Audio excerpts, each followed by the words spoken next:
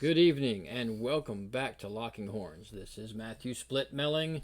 Just call me Split. If you haven't seen my videos, go back and see my real name. You guys should know it by now. My name's Split.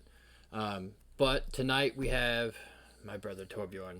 I'm so happy to have you. Hello. Welcome to the bar. Happy to be here at the bar. Tonight we're going to just share a little bit of mead. Get to listen to you give a little rundown of your story. Kind of who you are. ASL. You know, where you come from. Yeah. How you got here. God, that ASL. Wow. Showing your age. Yeah. You did it. I did. You know. America Online. Oh, yeah. Man. So, I mean, I don't know. What do you want now? I don't know. Well, Matthew Michael Torbjorn Sjolund. Yeah. Well, it's Matthew Michael Sjolund. As I joined Vikings of the Valley, I decided that because we do so many public events, you know, and when you get in the public eye, you get a lot of people who love you, and you get those who despise you, Right, and turn you into their nemesis, and they want to follow you and chase you down just because you're my enemy. Right. So, knowing that could happen and that will happen, I decided to take on an alias of Torbjorn, which is Thor's bear, and then Sjolund, which is actually my family's last name in Swedish pre-coming to America. Because my family came to America through Ellis Island in 1910, and, you know, like many other people, they didn't speak English or speak English well. And when you're standing in front of a guy who's born, raised here, and has been here since the 1700s, he asks you, you know, hey, what's your family's name? And they're like, Sjolund. They're like, oh, okay, we're going to put that American, and it ended up being Sjolund. So, but all of my family moved to the Upper Peninsula of Michigan, which was probably the closest thing in the, at that point, probably 48 states. This the lower is the 48. Closest thing to home. Exactly. The closest thing to home that they knew. They live literally on the Great Lakes, because my family comes from Åland, which is the islands between Sweden and Finland. For them, that island feel, cold, rocky, few trees, to them that was home. And I'll be honest with you, when you go, especially to the Upper Peninsula of Michigan, the Great Lakes, that is the feel. You're on an island. You're the farthest, waters in all directions. Yeah, the farthest north I've been is Maine and Nova Scotia, but you know that's just the farthest north that I've been on the East Coast. As far as north, you know, Ohio. I've been to Ohio. I've been close to the Great Lakes. Yeah. But not to the cold part of the Great Lakes. I have a friend that the video game with. She lives in Michigan, and it's just, you know, she always sends us pictures of, you know, how blistery cold it, like they've already had snow this year. They get that lake effect, yeah, that's for sure. I can remember as a small kid, because I didn't grow up in Michigan, but we did live in Michigan, in Rudyard, Michigan, for about 3 years. So I got a good feel for Michigan, and I loved it. I really did. So it was nothing to walk like 600-700 yards to your bus stop in snow that was literally waist deep. Right. You know, you're in your snowmobile suit. How old were you at that time? Well, we moved up to Michigan. I was 7 or 8, and I was there until I was like 10. All right, son, bundle up. School bus is coming. Yeah, exactly. Off you go. And that was it. You know, it was like, go to the school bus. You know where it is, and you just wait. It was that time. It was the 80s. You know, everybody was just like, yeah, you'll be fine. Get the hell out of here. So, for me, a similar as far as getting on the bus. Hey, we had about a 400 yard driveway back into the woods. Yep. So I grew up on the East Coast where we had the ice storms, these great nor'easters of like 90, 91, 92 that just barricaded us in. And so I remember that, you know, before when we were still getting on the school bus to go to school before it was canceled, it was, all right, bundle up. Yeah, yep. End of the driveway. Stand there till the bus comes. Okay, off we go. And the Upper Peninsula of Michigan is very rural, so I can remember the bus literally pushing snow with its bumper. Like, nobody had plowed the roads. There was 2.5, 3 foot of snow. Back when that was actually okay. And they just had chains on the bus, and you just, and you could see the bumper just plowing the top 2 inches of snow off of the snow. Your school bus drivers were either train conductors or semi-truck drivers. They were absolutely professionals to the 10th degree, for sure. And there was no such thing as a warm bus. It did not exist. Right. Because when you're talking about temperatures averaging 21 below zero, and the vents are only in the front. It doesn't matter. It doesn't matter. No. There's not enough. That poor engine cannot produce enough heat to keep a 30-foot bus warm. So you wore your snowmobile suit the entire ride to school, right? And you took it off when you got to class. You know? Goodness gracious! But it was great. It was a beautiful place. And I love it up there, and I hope to visit there soon. I really do. The real Michigander. I would love to take my wife there. That would be awesome for me. You think she would have culture shock? I don't think she would have culture shock because she's from PA. Right. Okay. I mean, so she's a northerner. So I don't think it would be a culture shock, but it would just be fun. It'd be fun to be able to show her. Like when I go up there, because it is such a small community, I see businesses with my name on it. Right. Right. I go anywhere else in the world and nobody can even spell my name, let alone, see a business. And go up there and you're like, Sjolund Hardware Supply. Right. You're just like, oh. Sjolund Bank and Trust. Well, yeah, you're like, oh, wow. So they're everywhere. Sjolund for mayor. It's so crazy. And, for the most part, the entire community up there, for the most part, is either Swedish or Norwegian. They're very Scandinavian people, so there's a lot of history there. Most of them are Lutheran, which is for the most part the Scandinavian Christianity version of Christianity up there, and it's really a beautiful place. There's a lot of history up there. So when did your transition begin? When did you discover the heathen path, the heathen Viking path? When did that become part of your life? I think in order to have an understanding of when your path begins, you have to understand when other things die, when your old past life kind of leaves you behind. When what was before is now it is. And it sort of gives up on you. Right. It's not so much that you give up on it as that old lifestyle just it doesn't mean anything anymore. It doesn't ring for you. I went through most of high school, for the most part, an atheist. I just I didn't see anything that rang true to me. Everything, growing up Lutheran, which is like one step down from Catholic, you have a very stern Christian background, and growing up that way, I had a lot of understanding of Christianity, and as a child, I absolutely believed in it. But I also saw a lot of controversy and things that just didn't add up. An eye for an eye, but turn the other cheek.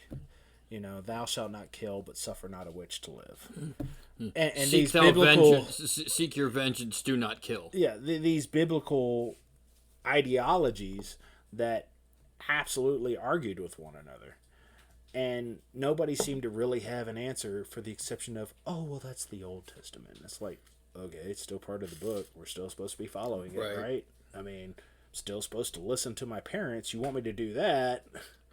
But, so... oh, yes, do as I say, not as I do. Yes. So there was a lot of that in my childhood growing up, and I think I really started to see it at a much younger age, but... throughout my teens is when I really started to rebel in the idea of this doesn't make sense. It doesn't work for me. Why are you making me do this? Yeah, why am I having to participate in this? It's illogical. Yeah.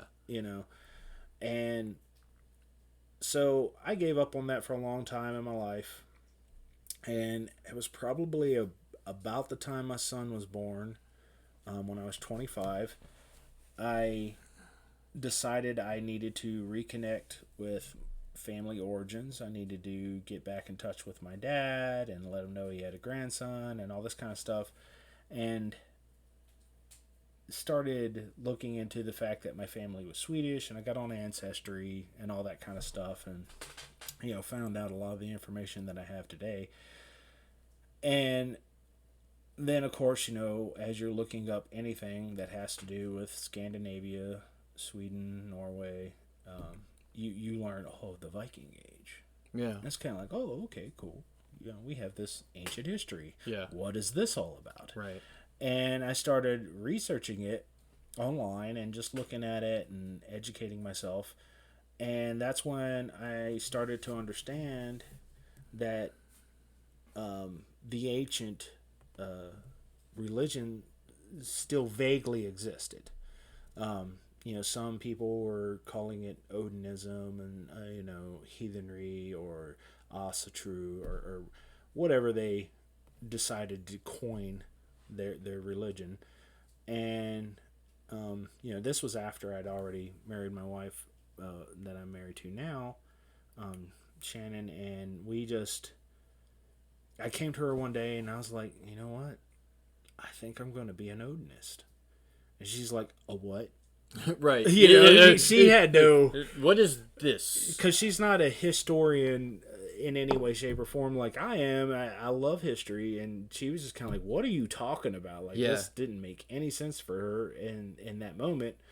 And I said, I've been doing all this research on my family history and realizing that, my father's family's Swedish, and it came over in like 1910.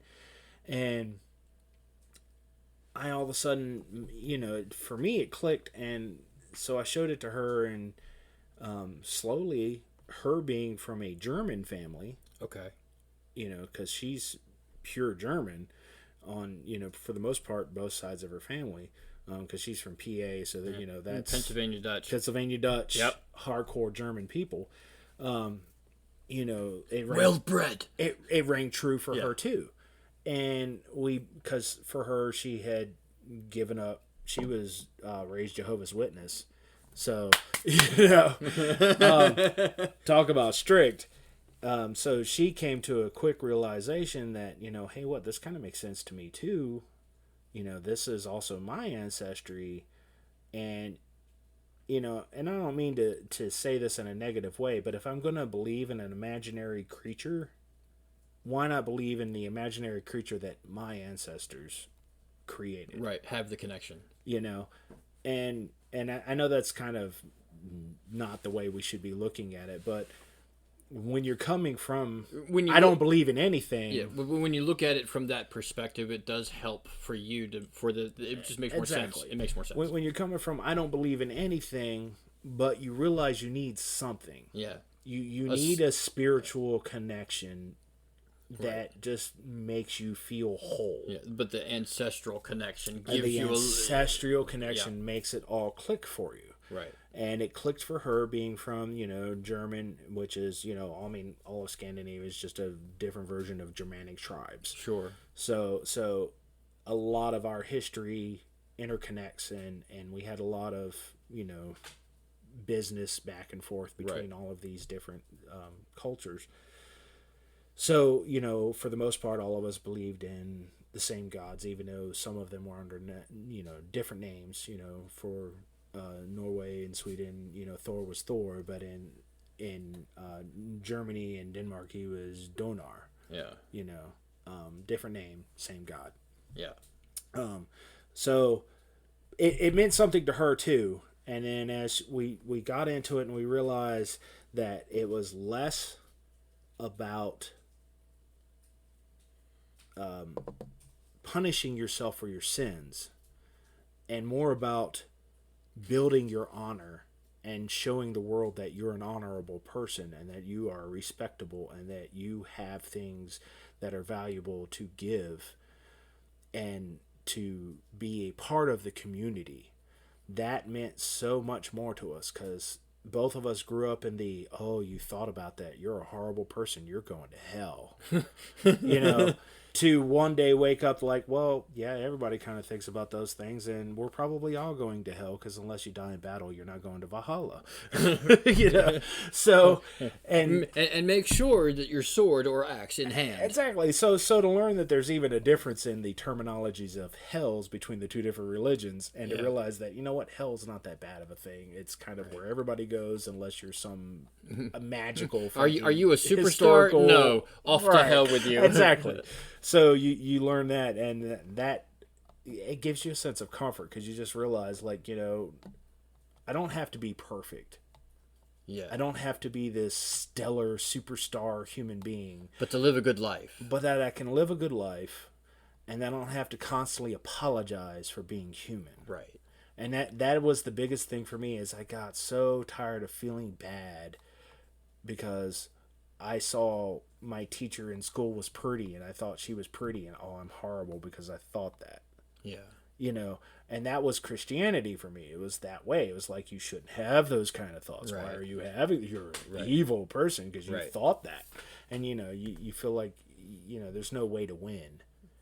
And then there's almost like that there's no doorway out for, some semblance of, I know I messed up. I'm sorry, but you don't have to constantly hound me about it. So, to come to an understanding that that's just normal, and that's human, and that's okay. Yeah. Because guess what? Our gods are just as humble, horn dogs as we are. They love a beautiful physique. Yeah. and so for me, that was just like, oh, okay, so I'm not a bad guy. Right. I can be this person and be attracted to someone. It's okay for you, a male of the species, to be attracted to the opposing sex of the species. And not feel bad about it. Right. Like, I didn't do anything. Like, there's nothing to hold me accountable for. I just looked, So, but in coming to that, I realized that. And once I realized that, I did more research. And on Facebook, all of a sudden, this Vikings of the Valley pops up. I'm like, we have local Vikings? What is this? What is this? What is this? And so I contacted Jeff on Facebook and was like, hey, I'm Swedish. I've been doing all this family stuff. And here's my spiel. I'm really curious. Yeah. And, I'd love to come hang out with you guys and do something. And he's like, bro, we're doing local colors this weekend. Just show up. And it was literally that simple. I'm just like, okay. So do I wear all of my gear? What do I do? At that point, I had no gear. Right. Like, I knew nothing about it. I was just like, I was curious. And I remember my first parade, my first St. Patrick's Day parade. I showed up, and all I had was my martial arts uniform, my dobak, and just the pants, and I had white pants and these off tan fur wraps and this red top, and looked like an absolute, what the is this? Who's this guy? He's like, I'm sorry guys, I'm here, but this is all I had. He's a Christian, he's wearing white. And I think that's how you and I met, was the St. Patrick's Day parade with the Vikings of the Valley, which has just been a key point with, this whole Roanoke community of for us. It has been our biggest event, absolutely. It's been a great event. And so I showed up to this local colors, and I brought my son. He's like, I think at that point he was like 4 or 5. And so I'm sitting here and I'm hanging out, and I see this group of people show up, and I'm like, okay, I'm not sure if I'm in the right group. Like, what's going on? These guys kind of look like bikers. Like, what did I just step into? I wasn't sure about what I was doing. And Jeff and all of his crew at that point in time had spent the night in Elmwood Park, protecting the grounds. Yeah, which really boiled down to them hanging out, just playing and having a good time. Yeah. I couldn't show up there because I had my son, and I, responsibilities. Yes, blah, blah, of blah. course. So I showed up that day, and here's Jeff, and he's just like, I've been up all night. Like, I've not yet slept. like, I'm sorry, he's wearing Who are you? sunglasses. And, like, you know, I explained to him. He's like, oh, yeah, I remember our conversation. Yeah. Why are you here so early? And, like, we talked, you know, and I had a really good time. And, you know, at that point in time, I realized this was something I wanted to play with. I wanted to participate. This sounds great. It sounds like fun. And, you know, I get to be in something that has something to do with my culture. So I jumped into it full head in. Yeah. And, you know, I immediately went home and I got invited to the next event. And I was just like, I immediately went home and like, what can I put together that looks like Vikings? Because I just wanted to participate at that point. I wanted to have fun. It looked like a great time. And I absolutely wanted it. It just felt absolutely right. And the best part about it was, although, yes, Vikings of the Valley is fun and we have a great time and we do our festivals and, you know, we play, Jeff also had a lot of actual legitimate education to give me. To absolutely teach me, because I told him that, you know, at that point in time, I was interested in the religious aspects. It sung to me from my ancestry. And so he was like, well, read this book. Like, I'll loan them to you. You know, come to me if you have questions. And that was so amazing and such an important part of my growth as a heathen, as a follower of the ancient Scandinavian and Germanic gods, that I can't ever say enough thank yous to him for that. I really can't. It is really amazing. That experience that I got to have, being tutored by him and shown how things should be. And because unfortunately in our religion there are also the shadow aspects of it, of course, and those who are not honorable people, those who associate hate groups with us. And that is an unfortunate reality that we as quite good people have to deal with. And you know, quite honestly, I'm sure that there is that aspect of, you know, there's somebody out there hating on us in all religious followings across the planet. You know, I believe in A, you believe in B, and we're fighting for who gets to believe in C. I think probably one of the funnest parts, and it's fun in a way because you get to kind of be the bad boy, but it's also kind of like unfortunate in a way, is the fact that, you know, I have family who are in the military who, you know, have certain levels of clearance and stuff that have told me, like, yeah, you're probably like on 10 lists. Like, you know, the old man is watching you. You can't fart without us knowing about it, you know. And that was very eye-opening in a way, because it was just like, oh, wow, like, so I can't do anything wrong anymore. I really have to be on the ball and make sure that I'm living this honorable life that I say I'm going to live, and not just you know, words. The gods are always watching. The gods are always watching. Yeah. Unfortunately, we have new gods that are also watching. Yeah. And so, but that was also interesting. And but yeah, it's been really cool. So you and I have known each other for a good amount of time, and honestly, I'm proud to say that you're one of my closest brothers. 10 or 11 years now, we're going to call it 10 years, because I think that you and I met in 12. Mm-hmm. I met Jeff in 10. No, it was before. Well, no, you're right, because you weren't at me and Shannon's I was wedding. not at the wedding. So yeah, it would have been about 12. Yeah. So tell me what you're doing now. I heard you just bought land. I have. We bought our homestead. It's a gift for a gift. And we are going to have our own micro farm. I'm also hoping that I can do a farm meadery. I'm hoping I could do an Airbnb and just, you know, make a life for myself. Stop working for the man. Right.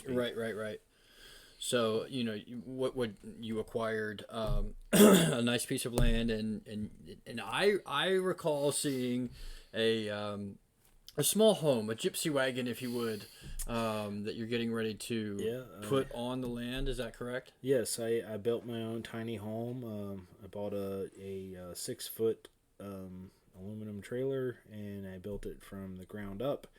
I was trying to get the whole Valero gypsy wagon feel, because I just always liked that style. Yeah. And so I wanted that with the rounded roof and the pretty windows and the door in the rear, and it just, for me, taste was there. Yeah.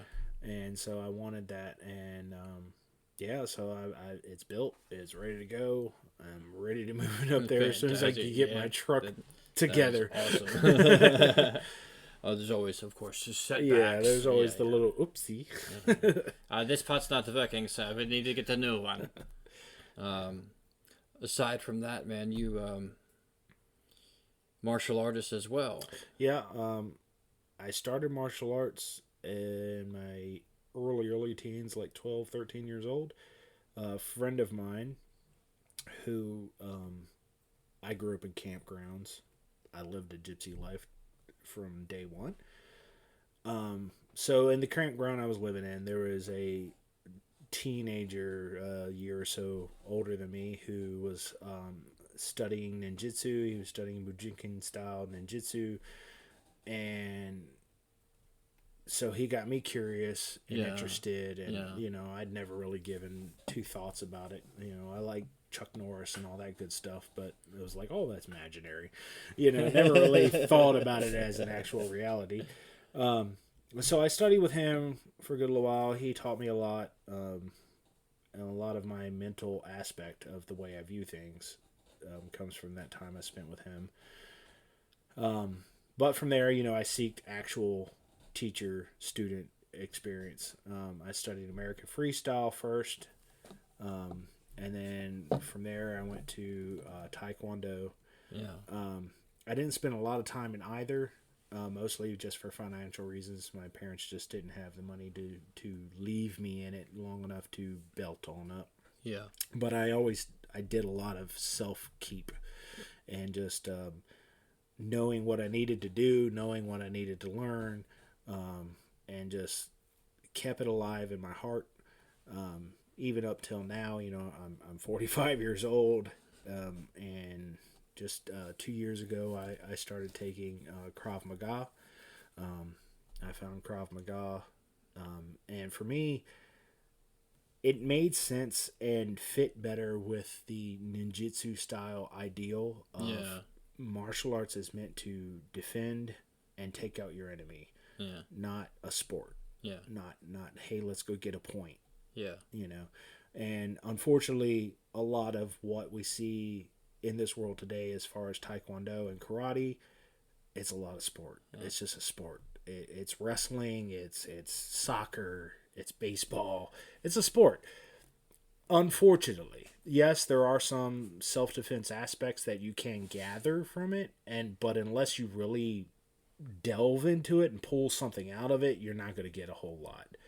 So, to be fair, I'll put it on the line and say that this time last year, as a matter of fact, it was New Year's Eve a year ago that you and I put on the gloves and went out and had a round. Yeah. And had a good time. And you were a fast motherfucker. And it ended simply because I couldn't get out of the fact that you're a big dude. Yep. And he got a hold of me.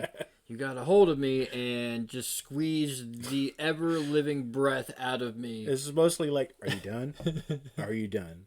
Like, I can do this all night. What do you want to do?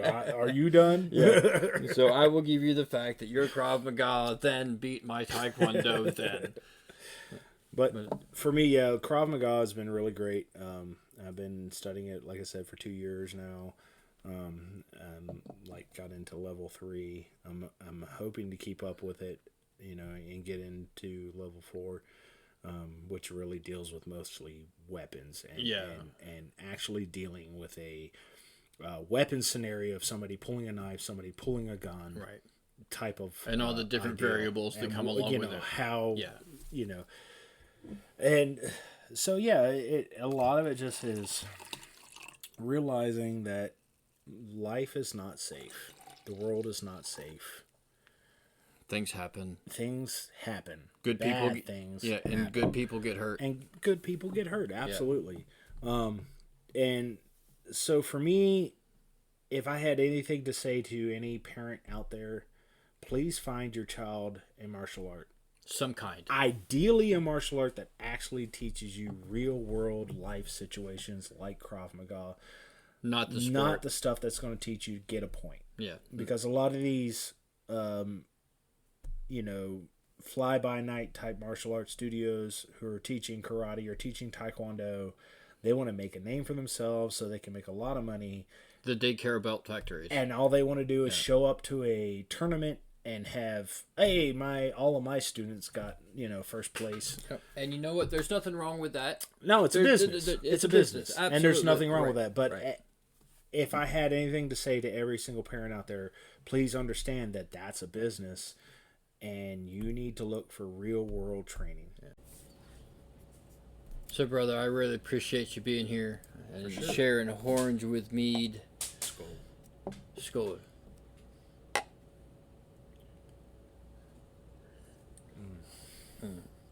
Tonight's mead sponsored by me. This is my own blend that I made last year. Damn good mead.